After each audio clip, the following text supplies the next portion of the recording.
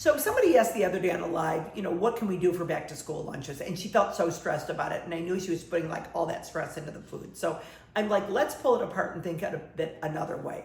For me, there was nothing I enjoyed more, and I'm a foodie, than feeding my kids and then packing their lunches and knowing that it was an opportunity during the day when they're like, in a hassle at school, to open the lunch and have something that's like beautiful and delicious and infused with their mother's love.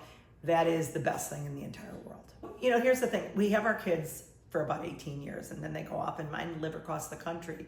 So for me, those opportunities, and I was so lucky, I got to drive my kids to school. I got to pick them up. I got to bring an after school snack in the car. I got to pack lunches for them.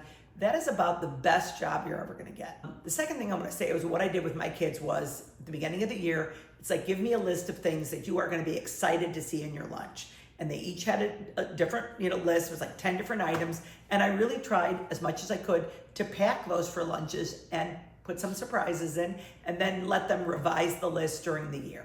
And also for dinners, we had sort of rituals. Like Monday night was like a roast chicken, and Tuesday night the Fisk family came over and had tacos every single week. And typically on Wednesday we had nachos. And all those little food rituals are so fun. And then you get to see your kids going off in the world, and they make their own food rituals and they gather around the table, and that's a lovely thing.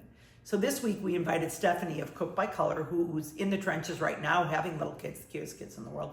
And so we said to her, what are your best ideas for back to school lunches? And I think our mothering, both of us are kind of like really aligned. She's just more than 20 years younger, and it's exciting just to watch and be part of what she does.